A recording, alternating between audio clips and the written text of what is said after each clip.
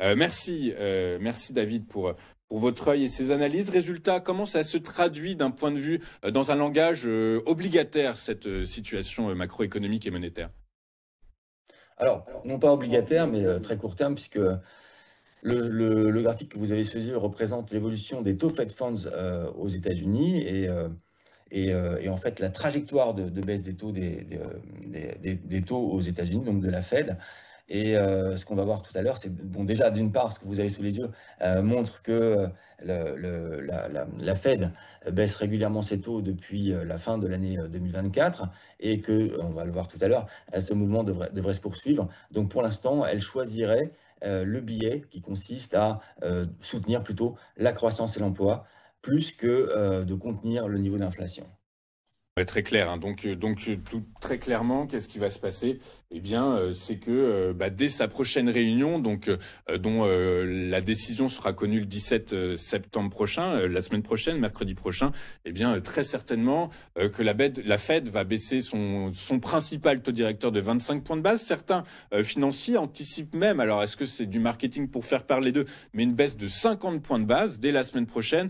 En tout cas, toujours est-il que le scénario favori, privilégié, c'est une reprise du resserrement monétaire du côté de la Fed. Alors, oui, effectivement. Alors là, ce que vous avez sous les yeux, le graphique que vous avez les yeux, montre la probabilité en fait que la Fed baisse ses taux de 0,25%, de 0,25 points, pardon. Cette probabilité est extrêmement forte, elle est de 92,7%, alors que la probabilité d'une baisse davantage, c'est-à-dire de 50 points de base, elle est plutôt extrêmement faible, elle est de 7,3%. Donc pour l'instant, le marché parie, lors de la réunion du 17 septembre du FOMC, que la Banque centrale américaine baisserait son principal taux d'un quart de point. Exactement, hein, c'est ça, un quart de point, 25 points de base, toujours selon les mêmes données CME Group FedWatch, eh bien, elle poursuivrait son assouplissement monétaire lors de sa prochaine réunion qui se tiendra les 28 et 29 octobre prochains. David, très bien, merci beaucoup. Dès lors, alors où est-ce qu'on en est là? De quoi on parle maintenant? Eh bien, en fait, ce que je voulais montrer dans le graphique suivant, c'est vraiment que la Fed a choisi un biais qui consiste à graduellement baisser ses taux d'intérêt. Donc, ce que l'on voit sur ce graphique, hein, sur la partie meeting date, et puis effectivement, taux d'intérêt de la Fed, il y a des éléments qui sont notés par colonne comme ça, 300, 325. Donc, en gros, c'est 3%, 3,25%.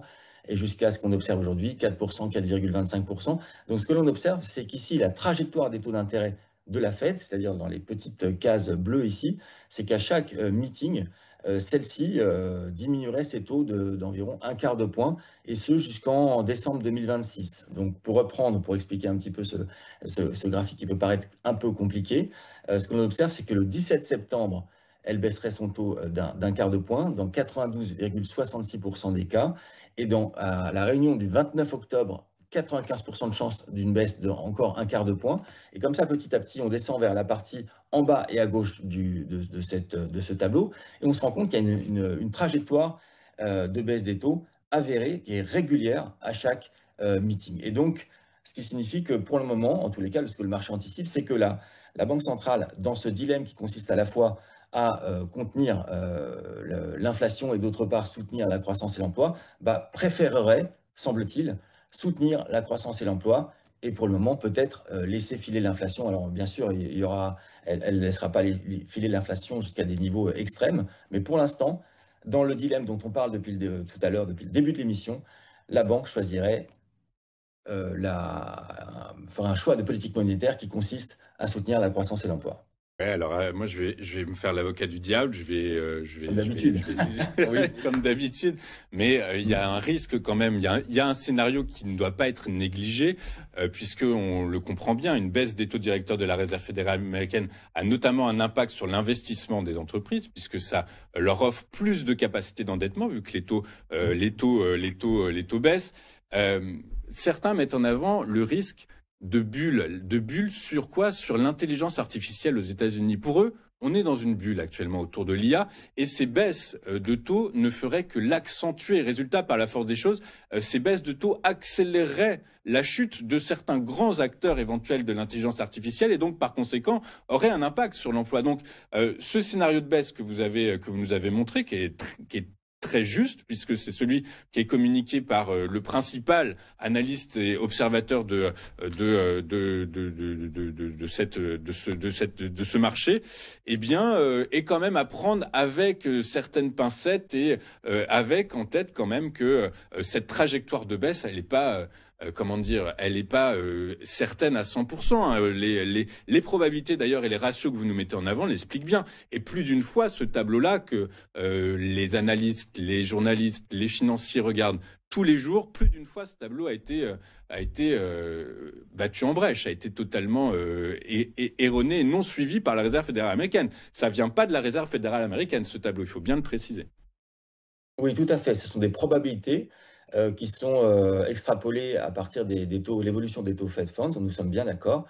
Et en fait, il s'agit de la dynamique, en gros, de la trajectoire des taux d'intérêt avec une photo aujourd'hui. Et effectivement, dans un mois, cette trajectoire pourrait tout à fait être modifiée si le contexte économique était perturbé d'une quelconque autre manière. Donc vous avez tout à fait raison. C'est simplement une photo aujourd'hui de la probabilité de la trajectoire des taux d'intérêt à venir. Exactement. D'autant plus qu'à moyen terme, les économistes anticipent une nouvelle vague d'inflation liée aux droits de douane imposés par Washington, dont les effets retardés commencent à se faire sentir. Donc voilà, à connaître, tableau à connaître, mais à prendre avec certaines précautions. Merci beaucoup, David, d'avoir été avec nous ce matin. David Furcage, vous êtes président de IOF Capital, avec nous tous les vendredis pour nous expliquer comment fonctionnent les marchés financiers, sous quel prisme, et avec vos mots très bien choisis, eh bien, vous nous aidez à comprendre quelle est la dynamique de marché et dans quelle mesure il doit être intéressant pour nous, éventuellement, de s'y attarder d'un point de vue investissement. Merci beaucoup, David. Nous, on marque une courte page de publicité. Juste après, on va retrouver sur le plateau de Téléfinance notre invité, Gérard Rampeau, avec lequel nous allons revenir sur la place primordiale des agences de notation dans l'architecture mondiale, en nous posant la question, eh bien, de leur légitimité, finalement, par la force des choses, et de fait de cette approche peut-être qui devrait être la leur au cours des prochaines décennies, c'est peut-être d'être plus transparente et voire même peut-être plus démocratique. On voit ça dans un instant avec Gérard Rampeau. À tout de suite.